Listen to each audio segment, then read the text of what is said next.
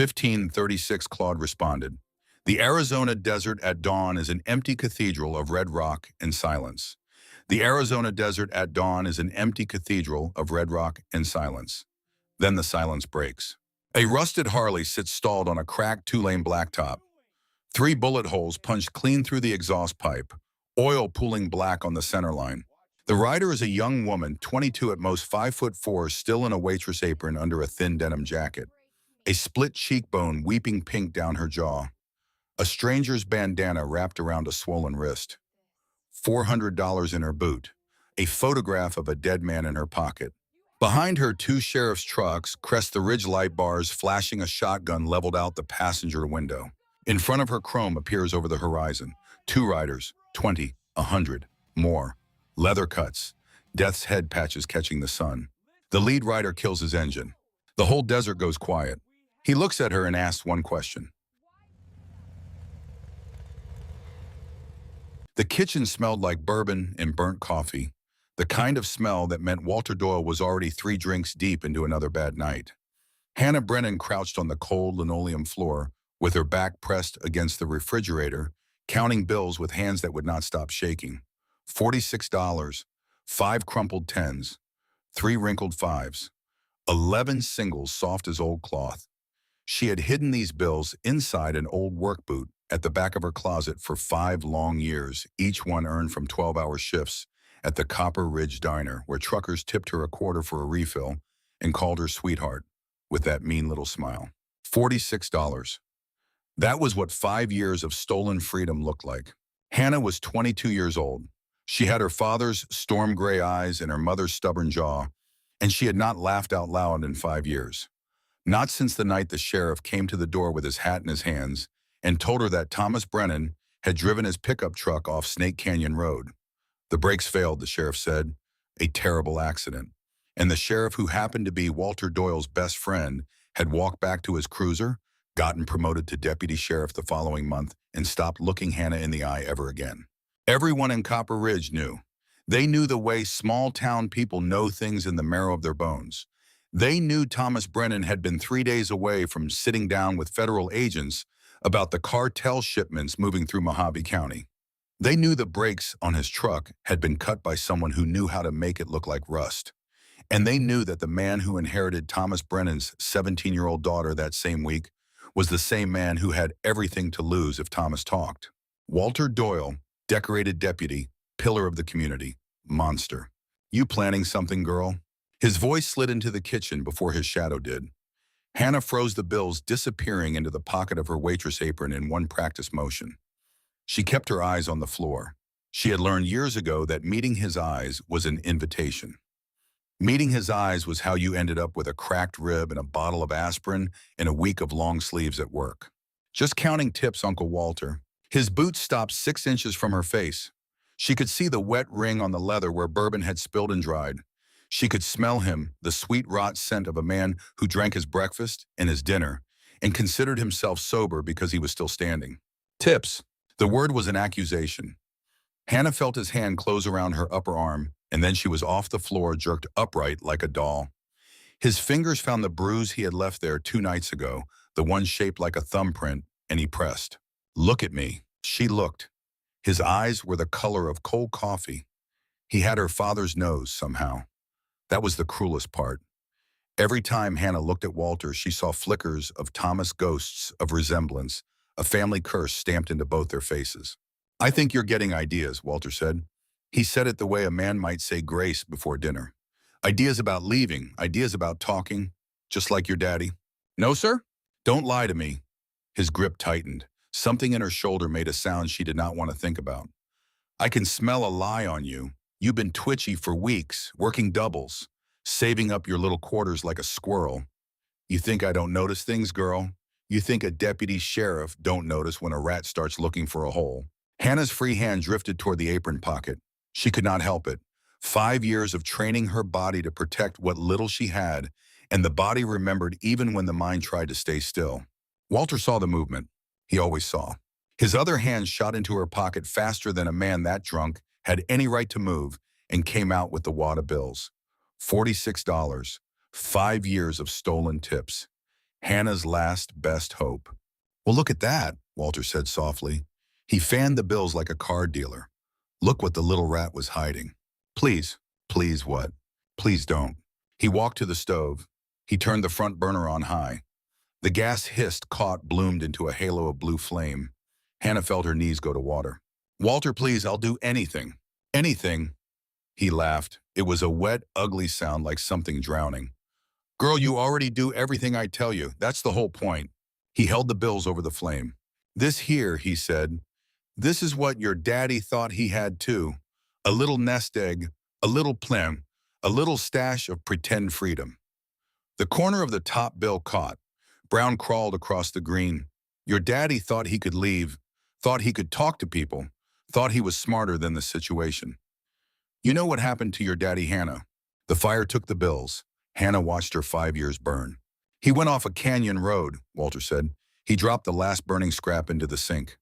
And nobody missed him. Not really, not after a while. He turned to her. The light from the burner cut his face into a Halloween mask.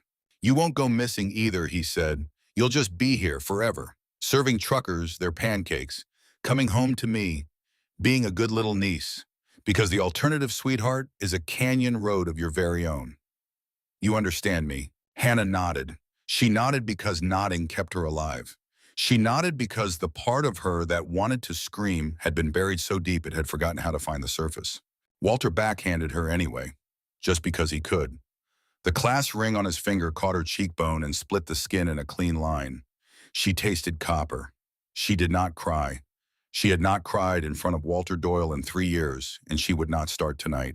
Clean yourself up, he said. I'm going to bed. And girl, don't even think about running. I got deputies in 4 counties owe me favors. You wouldn't make it to the highway. The bedroom door slammed. Hannah heard the bed springs groan. She heard the cap of a bottle twist off. She waited until the snoring started, the deep, wet, bourbon-drowned snore that meant he would not surface for 6 hours. Then she stood up. Her cheek burned. Her shoulder throbbed. But something else burned too deeper in the place where she kept the parts of herself Walter had never managed to break. Because Walter had made a mistake tonight. He thought he had taken her last $46. He thought he had broken her. He had no idea about the water heater in the basement. She walked down the basement stairs without turning on a light. She knew every creak. She had memorized every step 3 years ago when she first started planning. The old water heater in the corner had been broken since before her father died. Walter had no interest in fixing it. He had no interest in the basement at all, except as a place to dump things he did not want to look at, which was how Hannah's father's old toolbox had ended up down here, and how she had ended up with 3 years of unsupervised hours to hide the things that mattered. She pried open the false panel on the side of the heater. Inside, wrapped in a dirty rag and a layer of plastic, sat $412 in small bills. 2 changes of clothes, a first aid kit, protein bars, a road atlas of the Southwest with certain routes marked in her father's handwriting routes that avoided the counties where Walter had friends, and a photograph. Hannah pulled it out and held it under the basement bulb. Thomas Brennan, maybe 30 years old, smiling that crooked smile she could barely remember anymore, standing next to a Harley Davidson with his arm around a younger version of himself before life had hollowed him out. On the back, in his careful handwriting, freedom isn't free, but it's worth everything. Hannah's throat closed. I'm sorry, Dad, she whispered to the photograph. I'm so sorry it took me so long. She put the photograph in her jacket pocket. She put the $412 in her boot. And then for the first time in 5 years, Hannah Brennan walked out the front door of Walter Doyle's house with no intention of ever coming back. The desert at 2 in the morning had a kind of silence that felt like being inside an empty cathedral. Hannah stayed off the road, moving through the scrub and creosote, her boots crunching on caliche. She had walked this route in her head 1,000 times. 3 miles to Earl Hoffman's salvage yard. Earl had been her father's friend back when her father still had friends. Earl had looked at her once 2 years ago when she came in for a fan belt for Walter's truck, and his eyes had been wet and old and full of a thing that might have been guilt. She was banking on that guilt now. The salvage yard sat at the edge of town, a chain-link fortress full of dead vehicles presided over by a single sodium vapor lamp that buzzed like a hornet. Hannah rattled the gate. Nothing. She rattled it again. A flashlight beam stabbed at her face. We're closed. Earl, it's Hannah Brennan. The flashlight wavered. Then she heard the old man's footsteps slow and uneven coming across the yard. He emerged from the dark in grease-stained coveralls, his white hair sticking up in every direction, his face a roadmap of 70 years of bad decisions and worse company. He saw her cheek, the blood, the way she was holding her shoulder. Jesus Christ, Earl Hoffman said softly. I need something that runs, Hannah said. Her voice came out level. She was surprised by how level it came out. I have $400, anything. Please. Earl stared at her. For a long moment, he did not move. Then he unlocked the gate. You was never here, he said as she stepped inside. I was asleep. You understand me, girl. If Walter Doyle asks, I never saw you. Yes, sir. He led her through rows of automotive corpses. A Buick with no wheels. A Ford with the hood pried off and the engine gone. Trucks, vans, a school bus rusting into the dirt, and motorcycles, dozens of them stripped to frames, parts harvested and sold and gone. I got a '94 Honda might start, Earl said. Battery's shot, but I got one in the shop. I could... He stopped. Hannah had stopped walking. She was standing in front of a tarp-covered shape at the back corner of the lot near the fence, in a place where the shadows pooled deepest. She had not chosen to stop. Something had stopped her. A pull she could not name. She reached for the tarp. Hannah, no. Earl's voice had gone tight. Not that one. Anything but that one girl. Why? Because that bike's cursed. It's been sitting under that tarp 5 years and nobody'll touch it. Bad history, bad blood. You want my honest advice? You walk away from it right now. She pulled the tarp back. Underneath was a Harley Davidson shovel head that looked like it had been dragged through hell behind a runaway truck. Rust ate every chrome surface. The leather seat was sun-cracked and split. One mirror was missing entirely. The exhaust pipes had what looked impossibly like bullet holes. 3 of them, punched clean through. And yet, underneath all of it, under the rust and the damage and the years of neglect, Hannah could see what the bike used to be, what it could be again. There was a shape there, a bone structure, a motorcycle with a soul that the desert had not been able to kill. How much, she said. Hannah, how much, Earl? The old man dragged a hand down his face. He looked like a man being asked to sell a coffin. $46, he said finally. That's what the last fella paid for it. That's what I'm asking. But Hannah, listen to me. Listen to me real careful. 5 years ago, a man rode that bike into my yard. He was gut shot, bleeding all over himself. He gave me $1,000 to hide it and never tell anybody it was here. He said people were coming for it. Bad people. I took his money because I was scared not to. He bled out in my office before the ambulance came. They ruled it a robbery. I knew better. That bike's got death on it. Who was he? Never got a name. Paramedics found a leather vest in his saddlebag. The patch said Road Captain, Hell's Angels Motorcycle Club. Hannah's heart did a strange, slow turn in her chest. She knelt down by the bike. Her fingers found something on the underside of the gas tank, a small metal plate scratched and weathered. Words. 3 of them. Reaper's last ride. She did not know why those 3 words made the hair on her arms stand up. She did not know why a chill walked her spine like a cold finger. She only knew that she was supposed to be here, that this bike was supposed to be hers, that somewhere in the universe, a long invoice was being paid and her name had just been added to the bottom of it. She pulled out the boot. She counted out exactly $46 and laid the bills in Earl's palm. Earl looked at the money like it was burning him. How did you? We have a deal or not? The old man closed his hand around the bills. He closed his eyes. When he opened them, he looked 10 years older. No title, no vehicle identification number. Technically, this bike doesn't exist. You ride it, you get pulled over, you got problems. I'm telling you this so you can't say I didn't. Understood. You go. Earl's voice cracked. You go and you don't stop in any town where Walter has people. You don't use your real name. You sell that bike the first chance you get and you buy something boring. You promise me that Hannah Brennan or I don't take this money. I promise. He took the money. The bike started on the 3rd kick. It sounded like a garbage disposal eating silverware. It coughed black smoke. It vibrated like a paint shaker, but it ran. Hannah strapped her bag to the sissy bar. She threw a leg over the cracked seat. She felt something in her chest that she had not felt in 5 years. Power. For the first time since the sheriff had stood on her father's porch with his hat in his hands, Hannah Brennan was the one in charge of where she went next. Hannah. Earl was at the gate. The sodium light caught the wetness in his eyes. Your daddy would be proud of you, girl. He would, but he'd also tell you to be smart. Promise me you'll be smart. I'll try. And Hannah. Earl swallowed. I'm sorry I didn't do more. For him, for you. I'm an old coward, girl, and I'm sorry. Hannah looked at the old man through the rusted gate of his salvage yard. She nodded once. She did not have words for him. There were no words for the people who had watched her bleed for 5 years and done nothing. She twisted the throttle and rode out into the desert. The first hour was pure survival. The Harley shook so hard her teeth chattered. The temperature gauge climbed into the red and stayed there.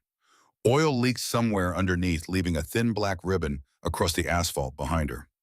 The brakes were a suggestion at best. The headlight illuminated maybe 10 feet of road ahead. But it kept running. Mile by mile, it kept running.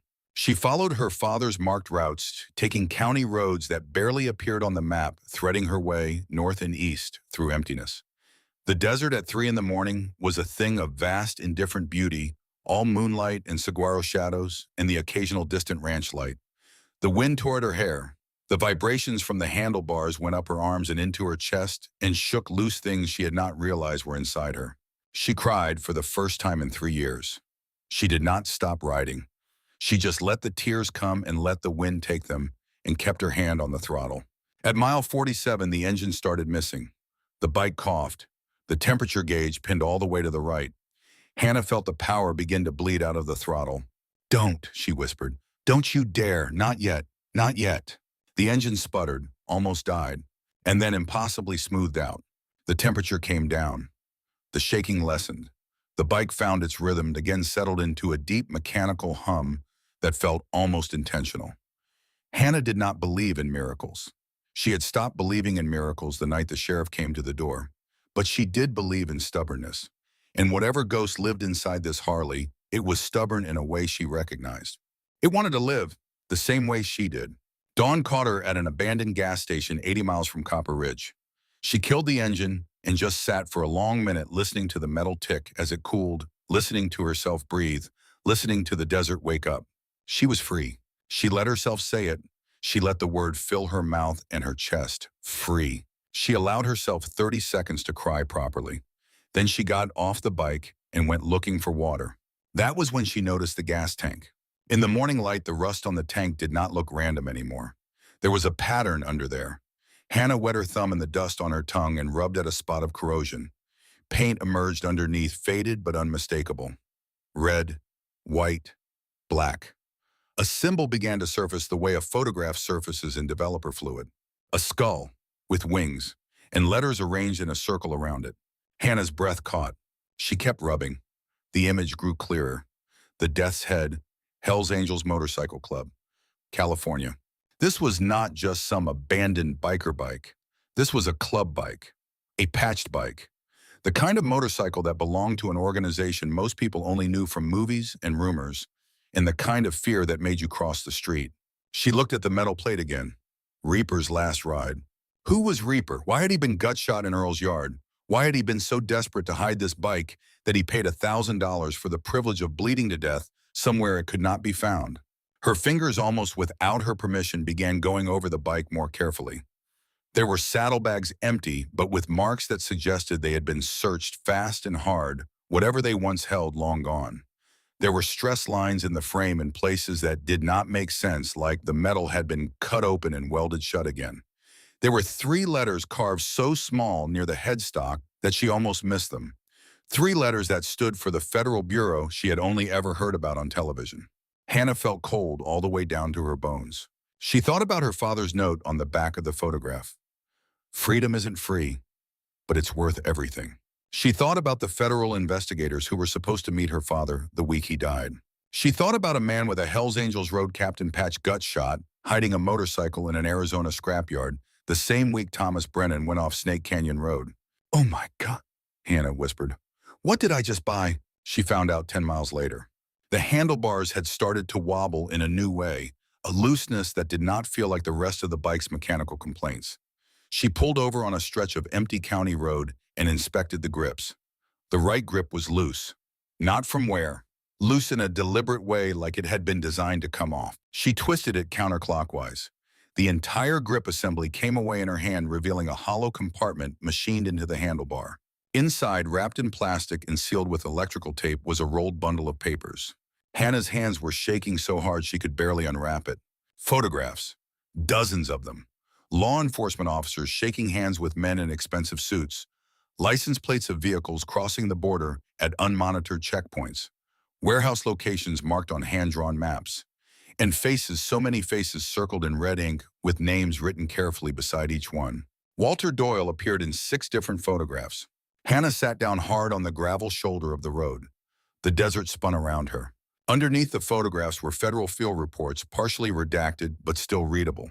Something called Operation Desert Shield, an investigation into cartel corruption of law enforcement across Arizona, New Mexico, Nevada. Lists of suspects, lists of witnesses. On the witness list, 3 names down in clean federal typeface was her father's name. Thomas R. Brennan, cooperating informant, status deceased. Hannah pressed her forehead against the cool metal of the gas tank and did not move for a long time. Her father had been working with them. Her father had been 3 days away from telling the entire story. Walter had cut his brakes. Walter had murdered him for the same reason he had nearly killed Hannah 100 times, because Thomas Brennan had refused to stay scared. Underneath the field reports was one more page, a status report on another asset, Mitchell J. Hayes, codename Reaper, undercover Hells Angels Motorcycle Club, California chapter, embedded for purposes of documenting cartel transportation network. Status missing, presumed deceased, last contact 5 years ago. Same week Thomas Brennan died. Hannah looked at the bike, at the bullet holes in the exhaust, at the blood stains she now noticed faint and brown soaked into the leather of the seat. Reaper had not just been some biker. Reaper had been her father's counterpart, the other half of the same investigation. 2 men working separate angles, both murdered in the same week by the same network of men who could not afford the truth. Her phone buzzed. Unknown number. A text. Hannah Brennan, you have something that belongs to us. Return it within the hour or your aunt in Flagstaff dies tonight. We know where you are. Hannah had no aunt in Flagstaff. The message was not about an aunt. The message was about reach. They wanted her to understand that they could find anyone she cared about, anywhere, anytime. They wanted her to understand that she was already caught. She did not have time for the panic she could feel rising in her chest. She forced it down. She had spent 5 years learning to push panic down. She used that skill now. She got off the bike. She walked around it, slowly checking everywhere a tracker could be hidden.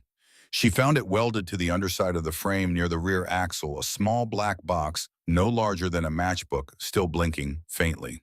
She grabbed a rock the size of her fist. She smashed the tracker until it was nothing but plastic shards. Then she put the papers back in the handlebars, screwed the grip back on, and kicked the Harley back to life. She had no plan. She had no allies. She had no idea where she was going. But she knew one thing now with absolute certainty: she was not running from Walter anymore. She was carrying a torch that her father had died trying to light. She was carrying Mitchell Hayes' last act of defiance. She was carrying the only evidence that could burn the whole network down. She twisted the throttle. The siren started maybe 10 minutes later, somewhere far behind her at first, then closer still. In her mirror, she saw the dust plumes. 2 sheriff's department vehicles, lights flashing, gaining. The lead vehicle was Walter's personal truck. She took the next dirt road on instinct, cutting hard right, the rear tire sliding out before catching. The trucks followed slower on the rough surface, but heavier, more powerful. The road climbed up into rocky hills. The trucks began to fall back. They were too wide for the trail. But Walter was not giving up. He leaned out the passenger window with a shotgun. The first shot went wide and shattered a rock to her left. The second clipped the rear fender. Hannah leaned low over the handlebars and felt the third shot go past her ear so close she felt the wind from it. "You can't run forever," Walter's voice roared across the desert, amplified by the truck's loudspeaker. "I'll find you, Hannah. I'll find everybody you ever loved, just like I found your daddy." Something inside her snapped clean in half.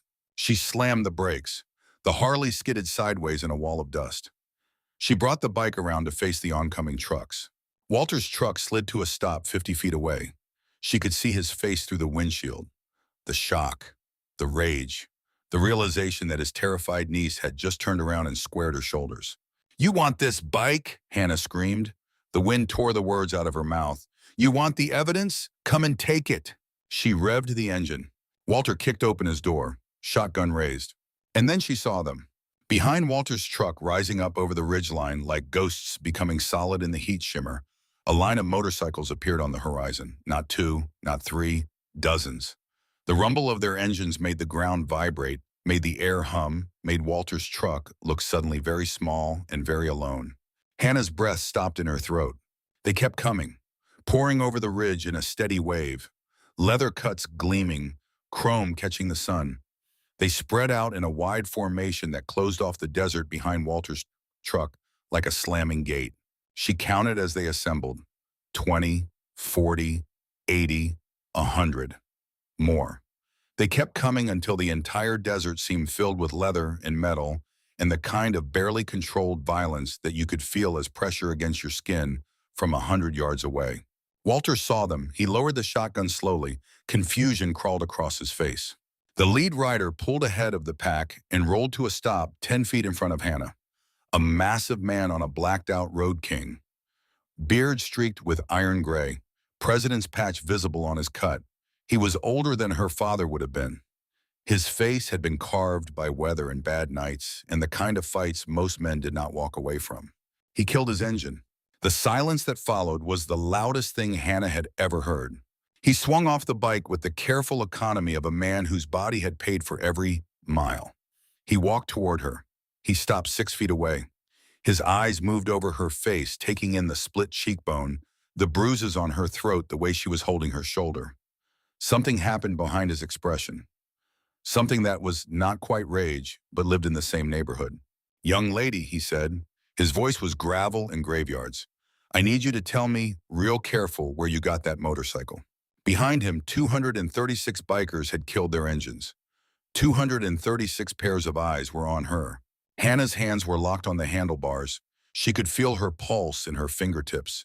She thought about lying. She thought about running. She thought about all the things a smart girl would do in this moment. Then she thought about her father, and she lifted her chin. "I bought it," she said. Her voice did not shake. She did not understand how, but her voice did not shake. 3 hours ago, from a scrapyard outside Copper Ridge.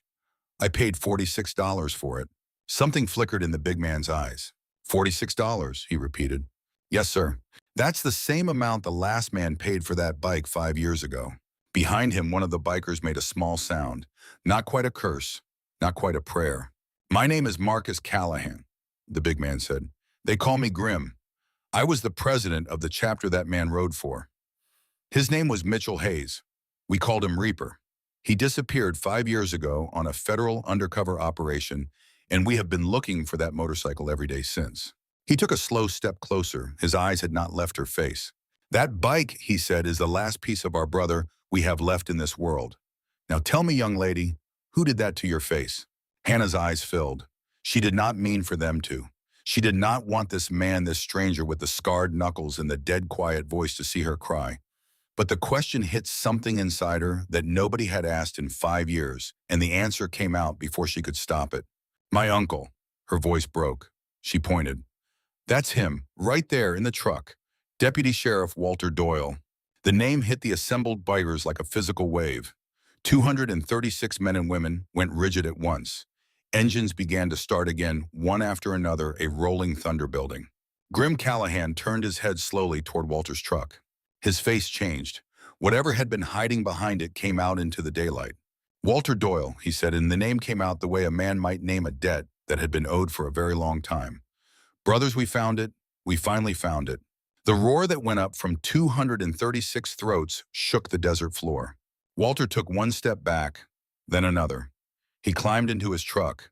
The truck reversed in a clumsy, hard turn, kicking up gravel and accelerated away down the dirt road. Grim watched him go. He did not move to follow. He just watched with the patience of a man who has waited 5 years and could wait a little longer. Then he turned back to Hannah. "Young lady," he said, and his voice was gentle now in a way that surprised her. "You have just walked into the middle of something very old and very dangerous. But I need you to understand something right now before anything else happens." He took off his cut. He held it out to her, folded over his forearm like a flag at a funeral. Nobody is ever going to put their hands on you again. Not him. Not anyone like him. Not while there is breath in any of us. Do you understand me? Hannah could not speak. She nodded. Behind her, in the handlebars of a rusted motorcycle that had cost her $46 and saved her life, Mitchell Hayes' last evidence waited to be heard. In front of her, 237 Hells Angels waited for her to tell them where to ride next. And for the first time since her father had driven off Snake Canyon Road, Hannah Brennan stopped being alone. They rode out of the desert in formation, Hannah on the back of Grimm's Road King, with her arms wrapped around a stranger's ribs and her face pressed against the rough leather of his cut. The Harley Reaper's Harley rode in the middle of the pack, tied to a flatbed they had produced from somewhere, with the casual efficiency of men who had spent decades solving impossible logistical problems. They moved her like cargo. They moved her like she was the most valuable thing any of them had ever transported. In a way she did not yet understand she was. The clubhouse sat at the end of a gravel road 40 miles outside Flagstaff, a converted ranch property surrounded by chain-link fence and old cottonwoods. Hannah got off the bike on legs that did not entirely belong to her. A woman was waiting on the front porch. Gray-streaked hair pulled into a tight braid. Eyes that had seen too much and decided not to look away. She came down the steps without hurry and stopped in front of Hannah and looked at her cheek. "Honey," she said softly, "come inside. Let's get a look at you." "Carol D." Grimm said. "They call her Valkyrie. She's our medic, our quartermaster, and the only person here who can tell me to shut up. You listen to her like you listen to me. Maybe better." Valkyrie's hands were gentle on Hannah's face.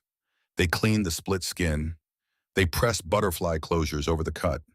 They tested the swollen wrist and announced that nothing was broken, just sprained, and wrapped it in a brace that smelled of lavender and antiseptic.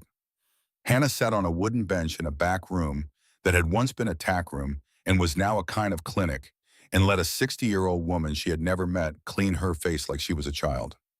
Hannah did not cry. She was past crying. But something inside her, something very tight that had been pulled to the breaking point for 5 years, loosened a little. "There," Valkyrie said. "You'll have a scar there, sweetheart, right along the cheekbone.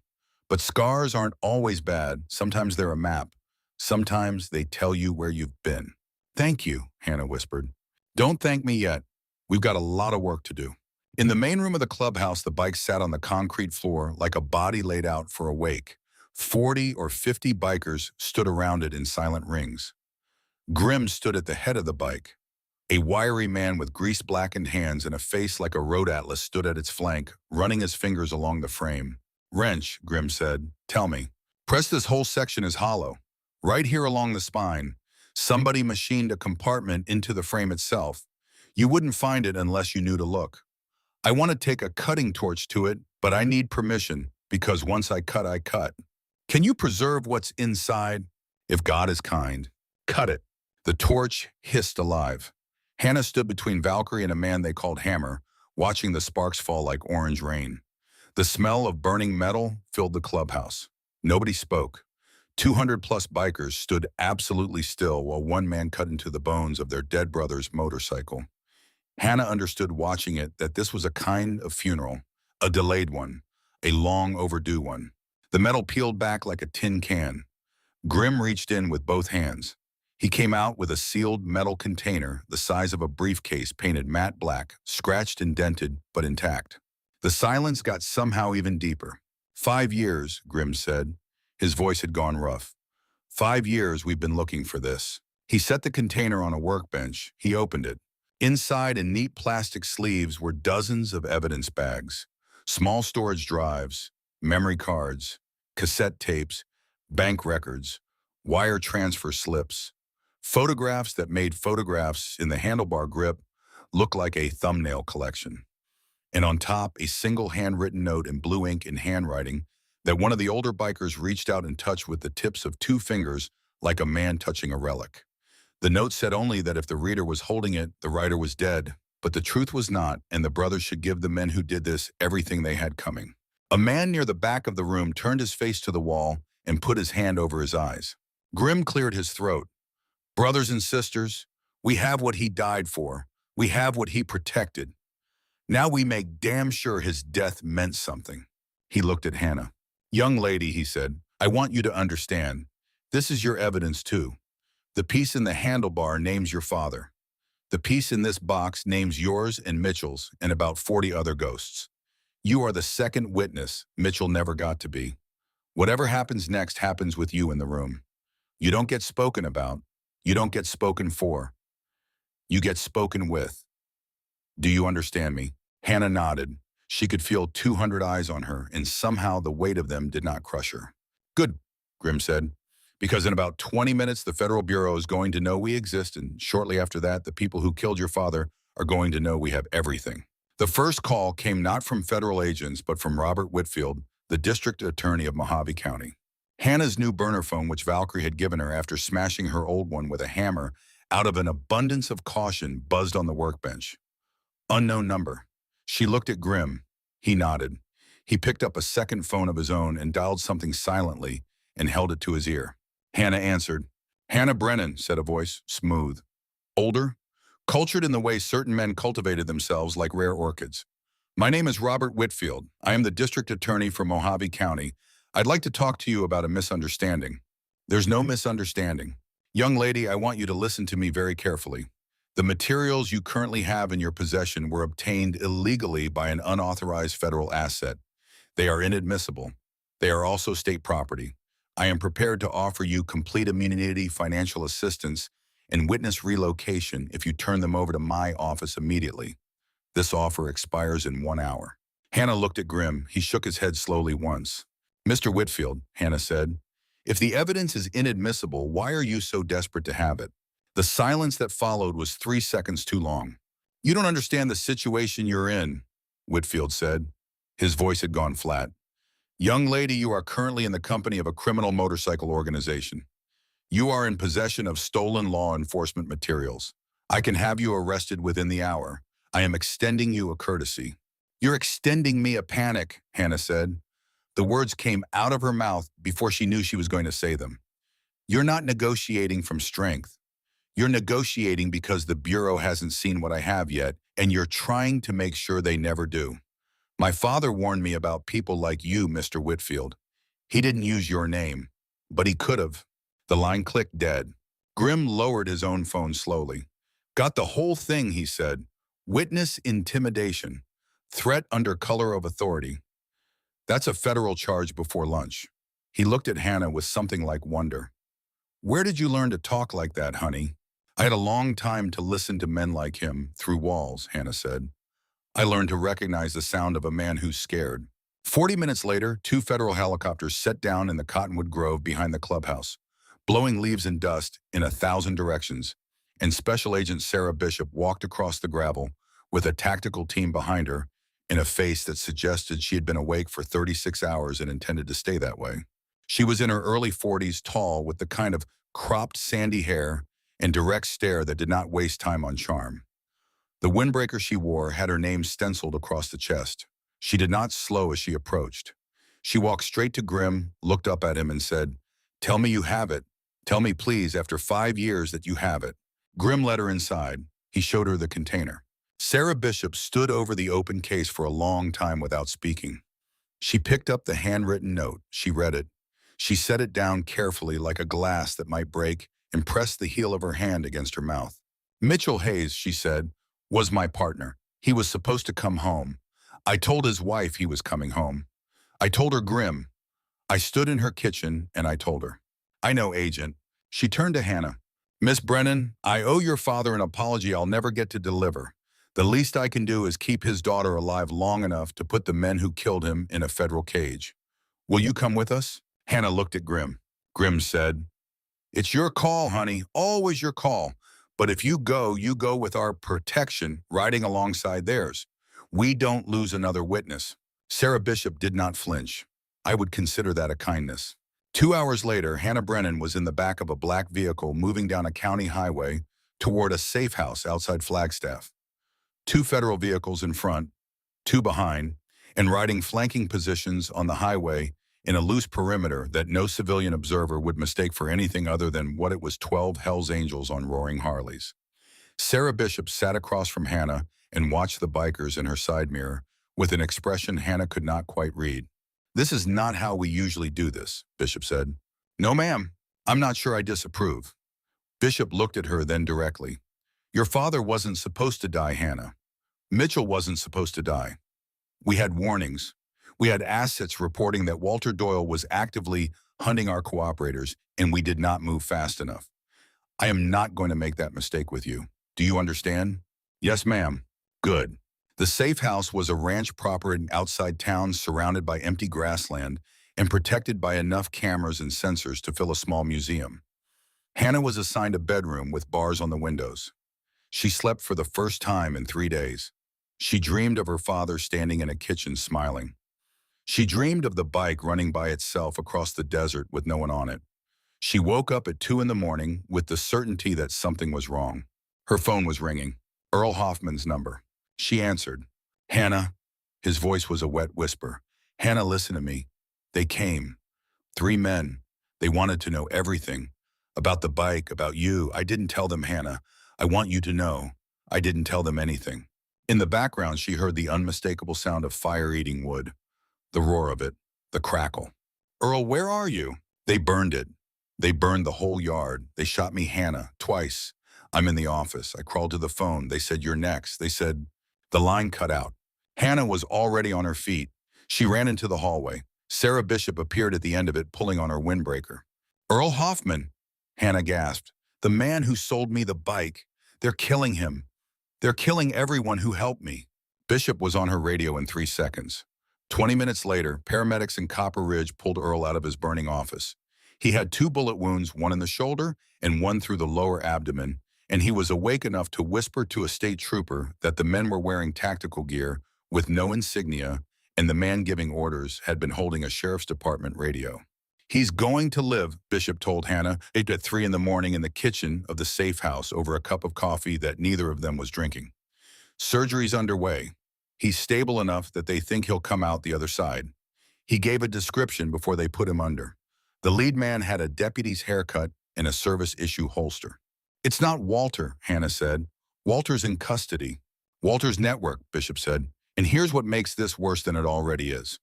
Whoever ordered that hit knew you were the one who bought the bike. They knew it had been at Hoffman's yard. The only people who knew that were inside law enforcement. Hannah, we have a leak. The leak proved itself 30 hours later at 4 in the morning when the first explosion tore through the safe house's east wall. Hannah was already awake, sitting on her bed, staring at the supporter Patch Grimm had given her, trying and failing to make it feel real. The blast threw her sideways onto the floor. Plaster rained from the ceiling. The lights died. The emergency generators kicked on and bathed the hallway in a pulsing red light. Sarah Bishop was at her door in seconds, weapon drawn. Move, now. They ran. Hannah heard gunfire behind them, automatic and close. She heard a marshal shout something cut short. She heard glass shattering.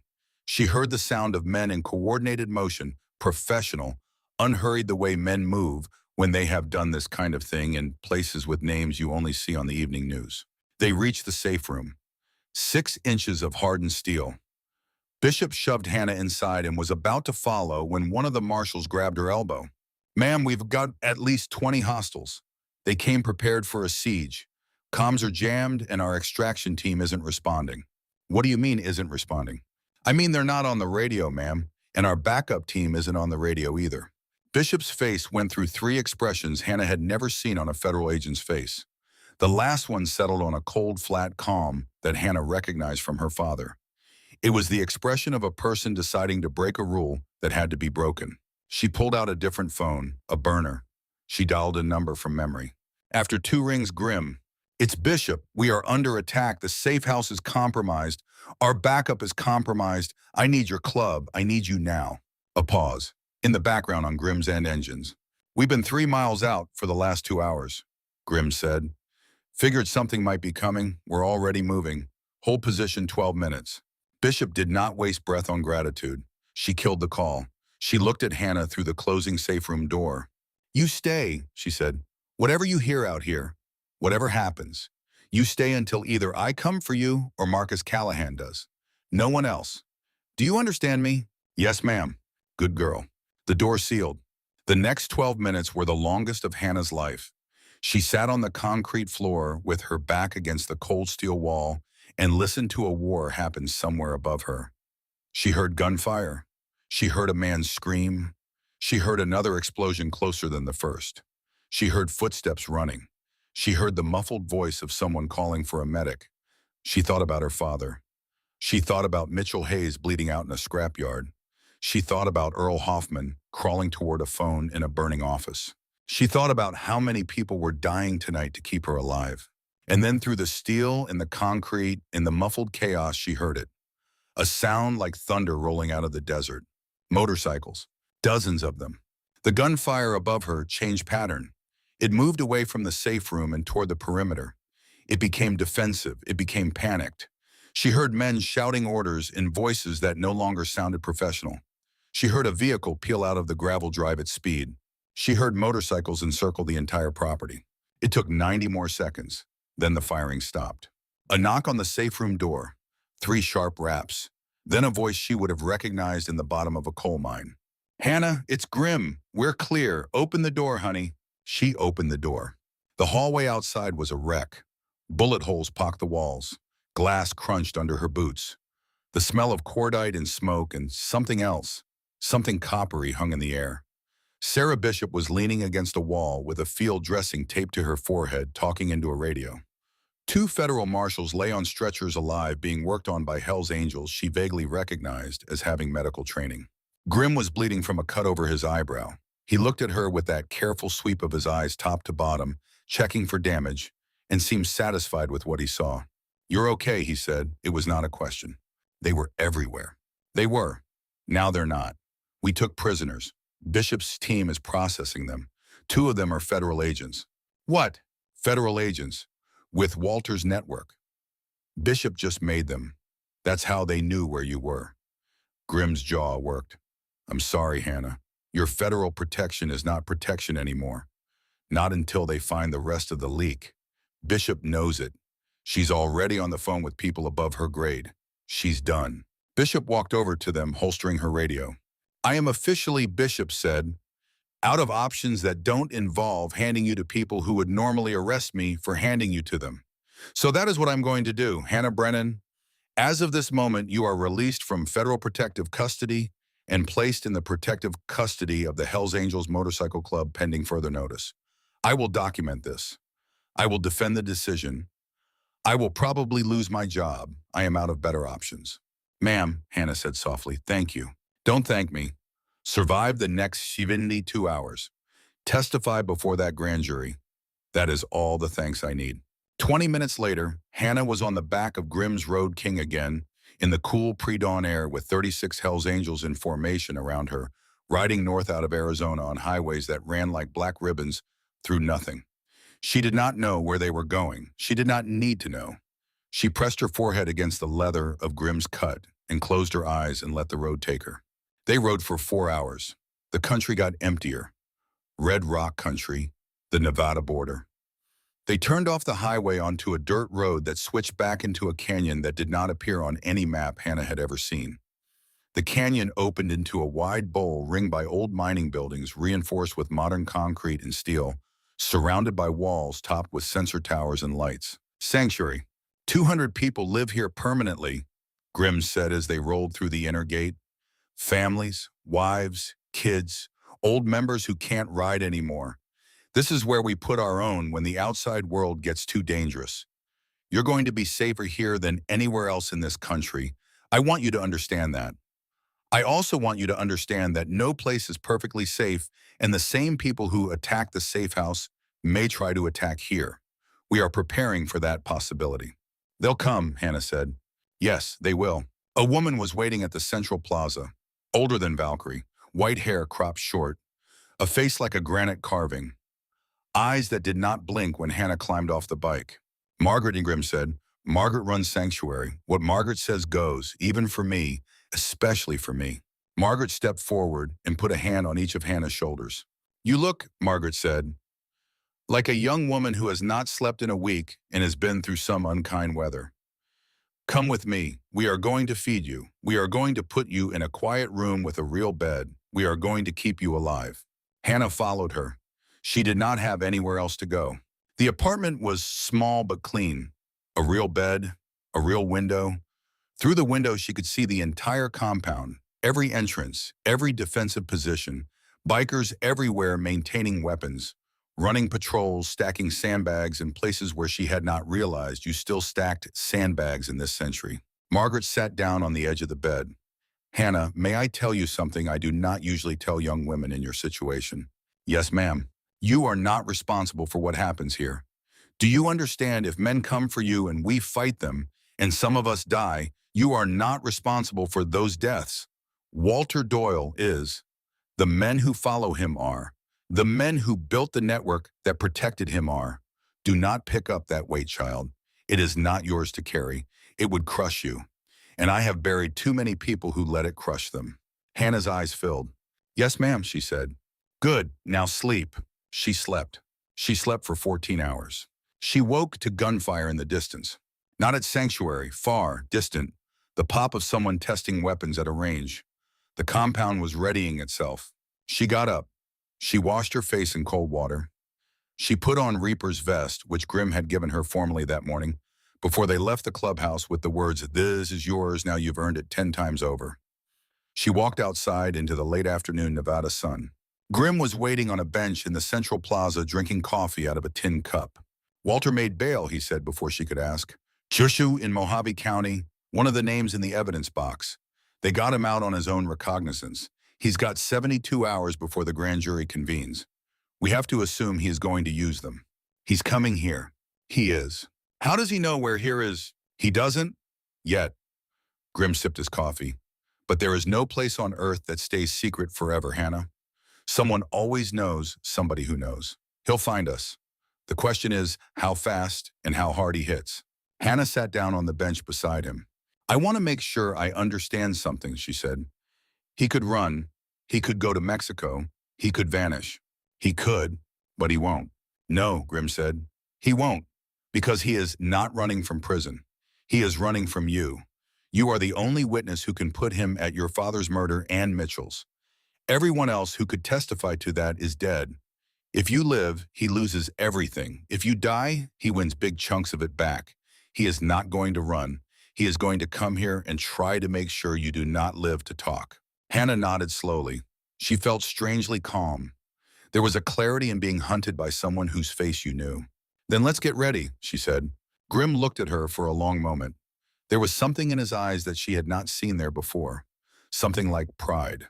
Yeah, he said, let's get ready. She spent the next 2 days learning. How to load a magazine fast in the dark. How to clear a room with a partner. How to drop flat behind cover and stay there. Valkyrie taught her hand signals. A man called Hammer taught her to listen for the sound of footsteps on different surfaces.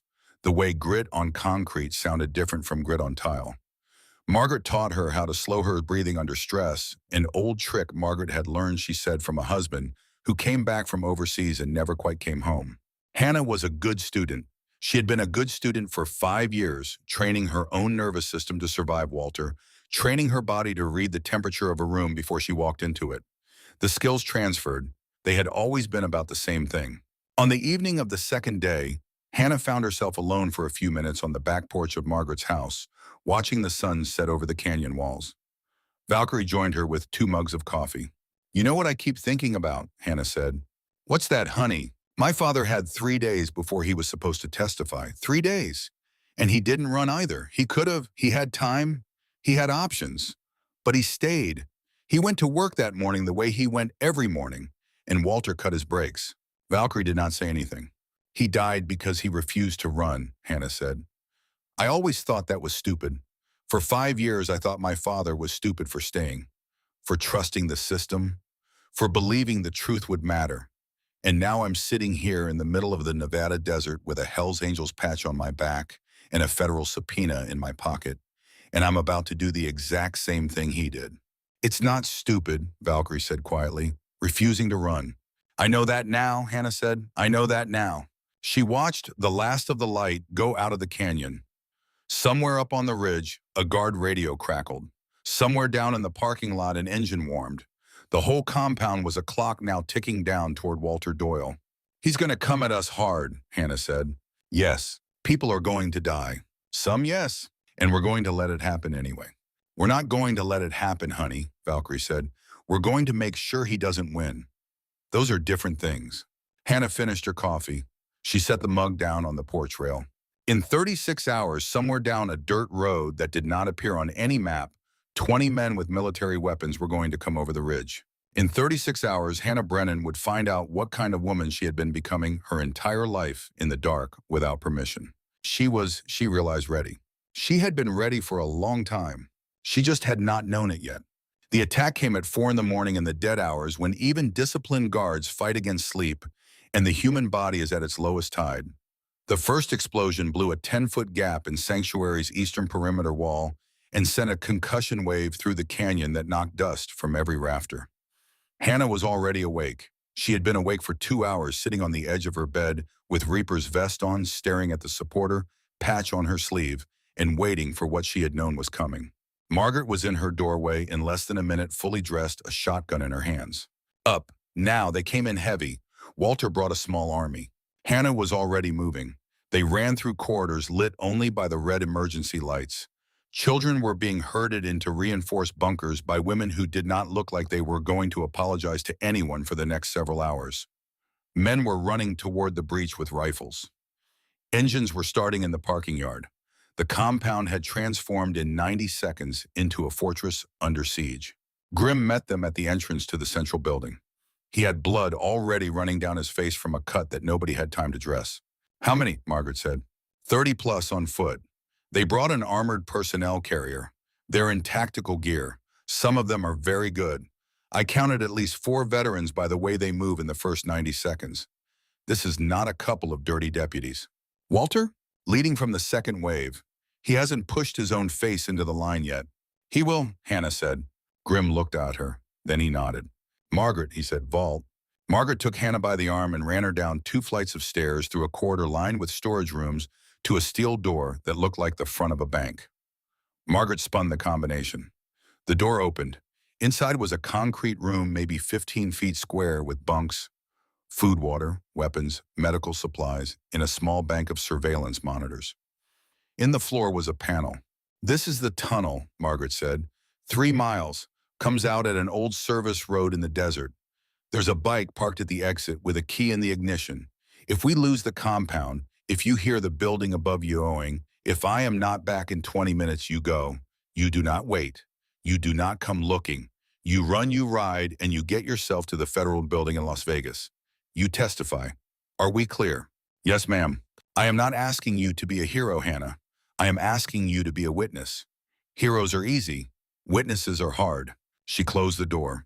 The bolts engaged with a sound like thunder. Hannah was alone. She turned on the surveillance monitors. She watched. The compound was burning in 3 places. The breach in the east wall was being held by a defensive line of bikers behind sandbags and overturned vehicles. Grimm was at the center of that line. She watched him fire methodical short bursts and shout orders. She watched a man go down 2 positions to his left and watched 2 others drag him backward into cover without stopping their own fire. Valkyrie was on the medical tent line, working on someone. Hannah could not see her hands moving with the speed of a woman who had been doing this work for 40 years. Then she saw Walter. He had pushed forward into the gap. He was wearing tactical gear that did not entirely fit him over his deputy's uniform. He was limping.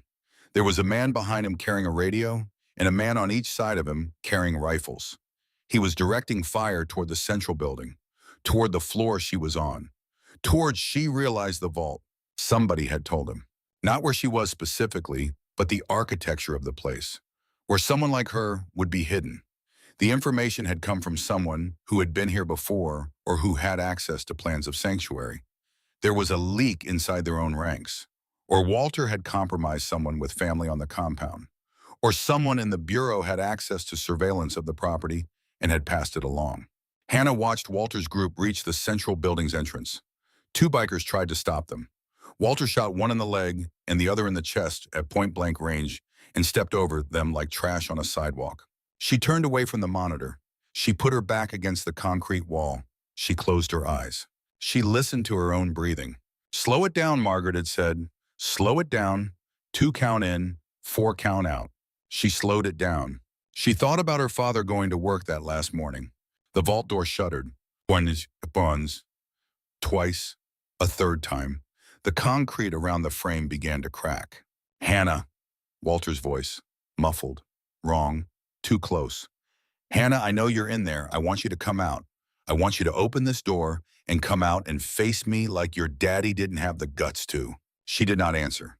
You know I'm coming through this door eventually. You can save lives. Right now, up there are people dying for you. Bikers, old women. You think I won't kill old women, Hannah? I have all night. She did not answer. And I'll tell you something else. Walter's voice went into the cold register she remembered from the kitchen. Your federal agent friend is dead, Bishop. We hit her convoy on the way out here. I am very sorry to inform you.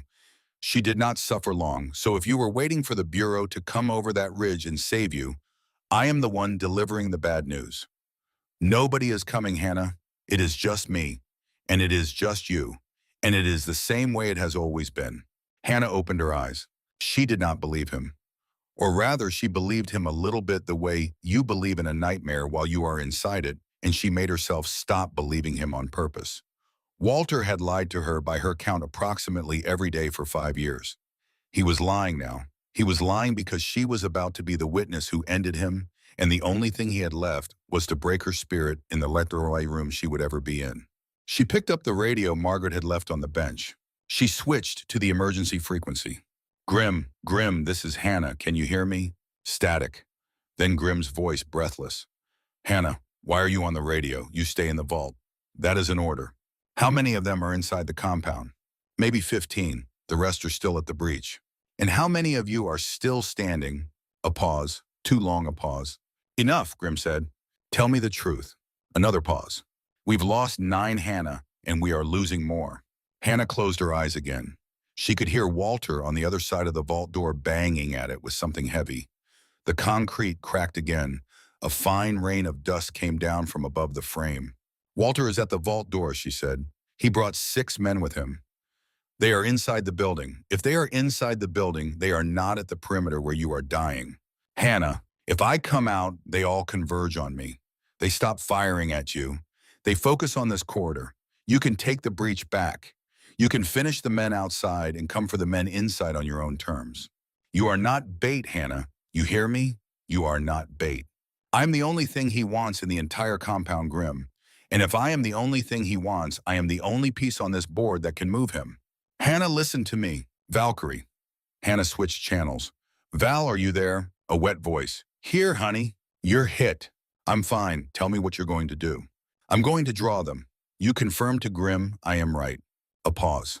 She's right, press, Valkyrie said into the radio. We're getting cut to pieces. We need the inside group pulled out of the building. Let her do it. A very long silence.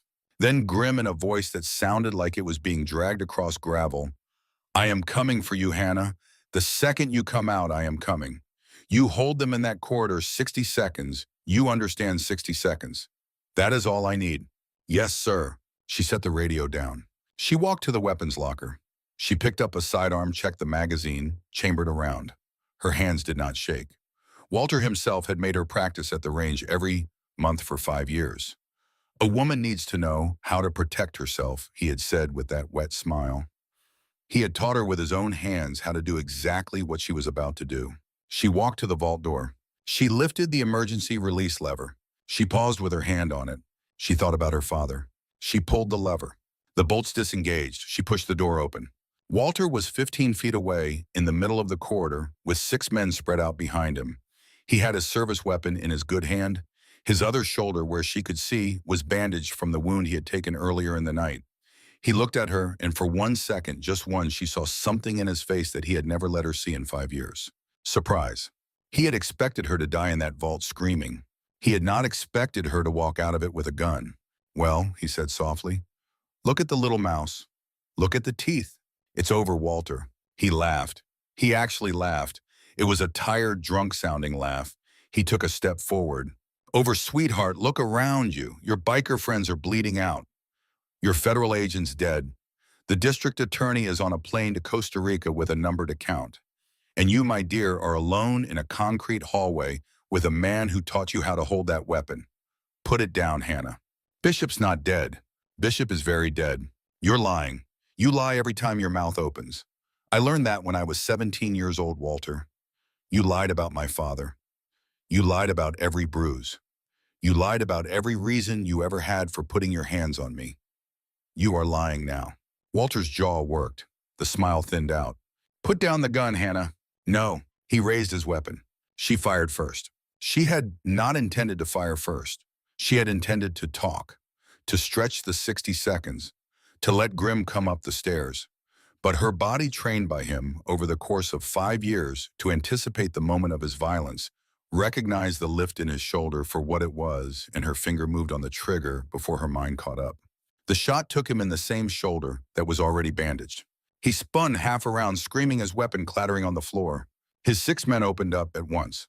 Hannah dove sideways behind a concrete support pillar. Bullets chewed the floor where she had been standing. She returned fire blindly around the edge of the pillar just to make them keep their heads down, and prayed. She heard distantly the sound of feet coming up the stairs at the end of the corridor. A lot of feet. The cavalry hit Walter's men from behind so fast and so hard that Hannah saw 2 of them go down before they realized the corridor had a second exit. Grim was leading. There were 8 bikers with him. The fight in the hallway lasted maybe 20 seconds. It was close. It was loud. It was the worst thing Hannah had ever seen with her eyes open. When it ended, Walter was on his knees, weaponless, holding his ruined shoulder surrounded by bikers and bodies. He looked up. His eyes found Hannah. This is for my father," Hannah said quietly. She raised the sidearm. Grim's hand closed around the top of the slide gently without forcing it down. "He's done, honey," Grim said. "He's done. We let him live. He stands trial. The whole network falls with him in open court to hang it on camera with every piece of paper that Mitchell collected on a desk in front of him. That is how we hurt him worst. Trust me." Hannah's hand was shaking. She had not noticed when it started shaking. She lowered the weapon. Walter spat blood onto the concrete. "You think this changes anything," he said. "You think you've won. The network goes deeper than you." "Walter," Hannah said. "Shut up." He stared at her. He shut up. The helicopters came in 8 minutes later. Federal markings. 6 of them. They set down in the central plaza in clouds of dust, and the rotor wash blew sandbags flat and lifted Hannah's hair around her face like a flag. Sarah Bishop stepped down out of the lead helicopter. She had a fresh bandage on her temple. She was very much alive. She walked across the dust to Hannah. She stopped 2 feet away. She looked at Hannah's face, at the sidearm still in her hand, at the body of Walter Doyle's tactical lieutenant 6 feet away. "You held," Bishop said. "He told me you were dead. He told you I was dead because he wanted you to give up. I assume you did not give up." "No, ma'am." Bishop nodded once. "Walter Doyle," she said, turning, "you are under arrest for the attempted murder of a federal witness, conspiracy assault on a federal officer, and roughly 40 other charges I am genuinely going to enjoy reading aloud during your processing. Please stand up." Walter did not stand up. 2 federal agents stood him up for him. He looked at Hannah as they walked him past her. He stopped. He leaned toward her against the agent's grip. "You'll never sleep again," he said in a low voice. "You think this is over. You think you're free. You will hear me in every floorboard, in every house you ever live in. I'm your last name, Hannah. I'm written on you." Hannah looked at him. She thought about saying many things. She thought about saying that her last name was Brennan, that it had always been Brennan, that her father's name was on her like a brand, and Walter's name had never made it past her skin. She did not say any of that. She just smiled at him. A small, tired smile. The kind of smile her father used to give her when she had figured out the answer to something on her own. "Goodbye, Walter," she said. They walked him out into the dawn. The grand jury convened 36 hours later in a federal courthouse in Phoenix. Hannah walked into that courtroom in a black blazer Valkyrie had bought her, with a supporter patch tucked safely into her bag and Reaper's vest folded on the seat of her motorcycle in the parking garage. She raised her right hand. She swore the oath. She sat down. For 4 hours, she told them everything. She told them about a kitchen in Copper Ridge and $46 burning over a gas burner. She told them about a canyon road and a set of brakes.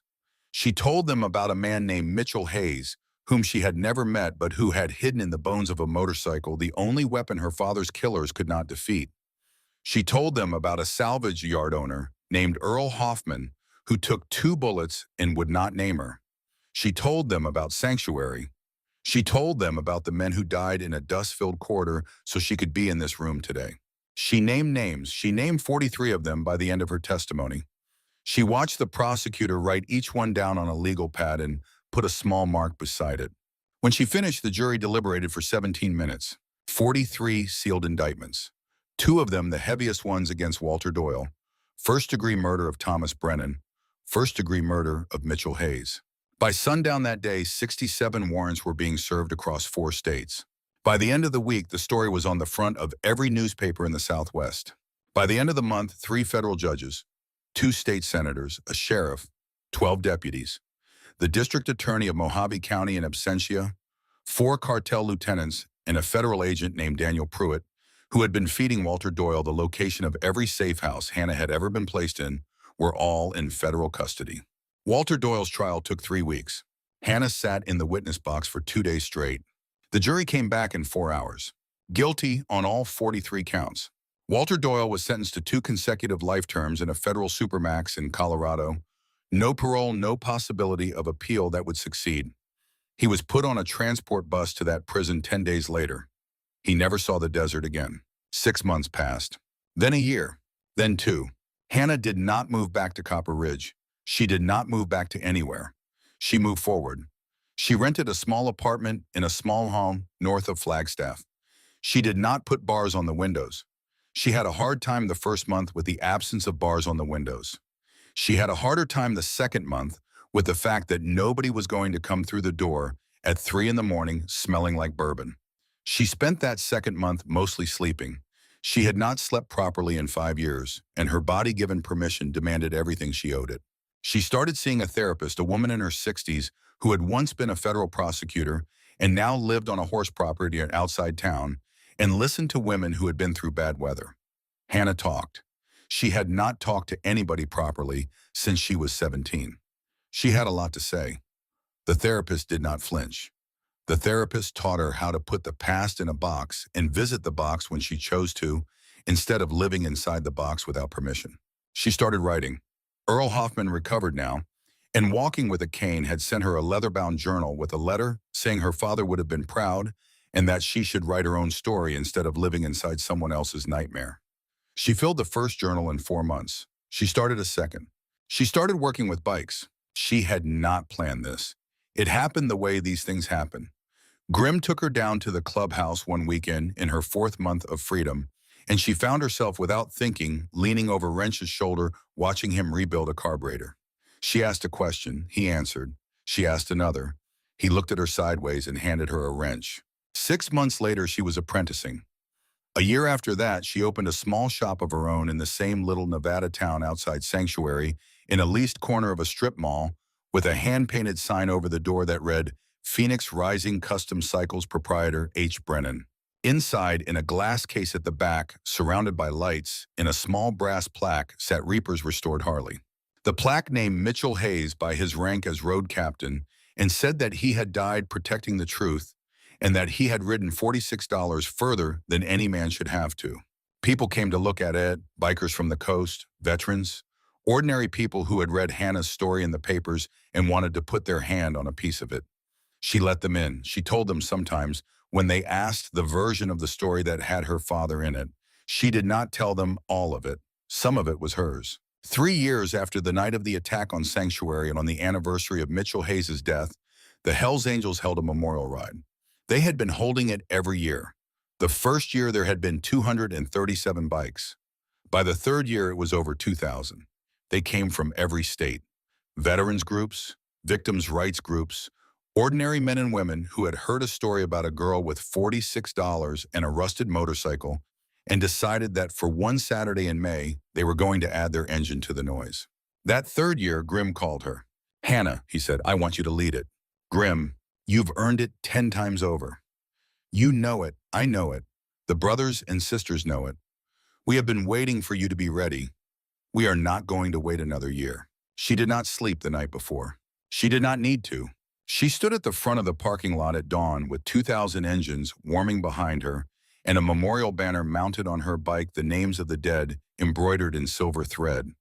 Thomas Brennan was on that banner. Mitchell Hayes was on that banner. The 9 men and women who had died at Sanctuary were on that banner. Earl Hoffman was not on it.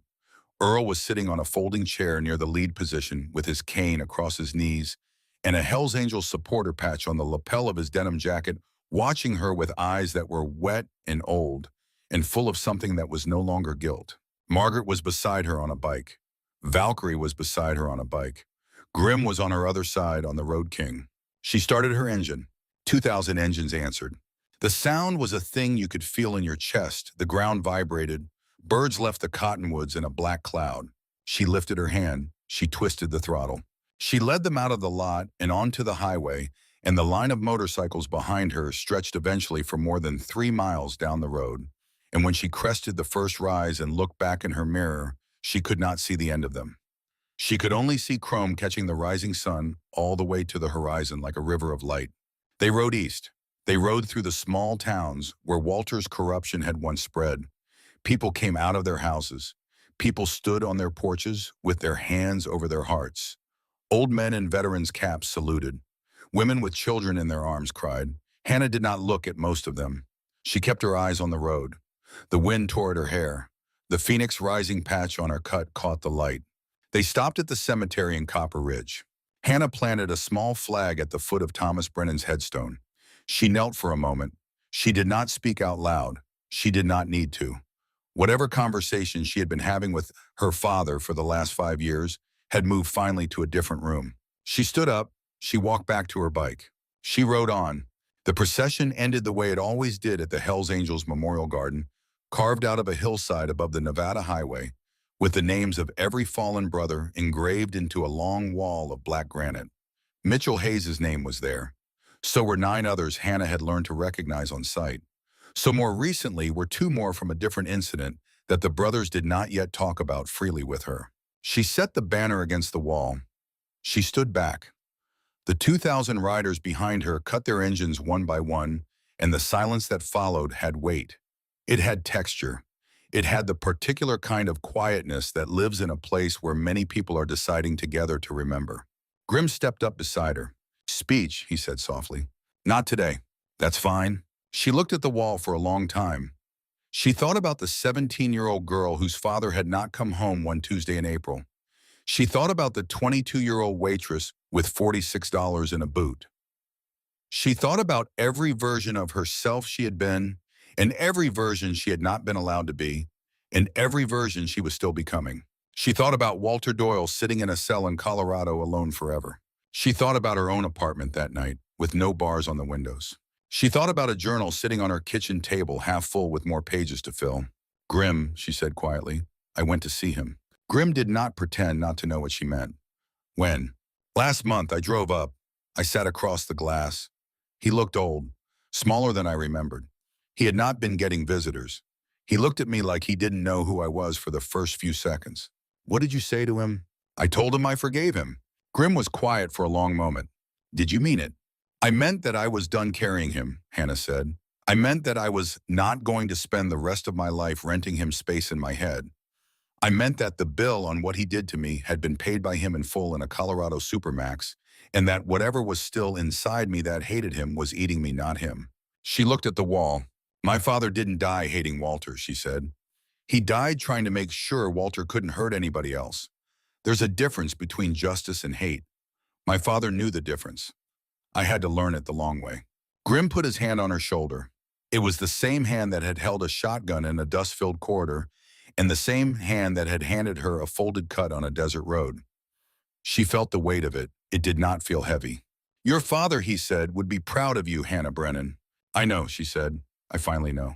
The sun went down behind the granite wall. The names on the wall caught the last of the light.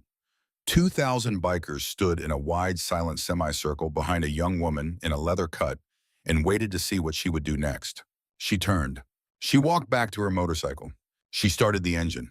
The 2,000 engines around her answered one by one like a long roll call of the living. She rode home. She rode home to a small apartment in a small town with no bars on the windows. She put her cut on the back of a chair. She poured herself a glass of cold water.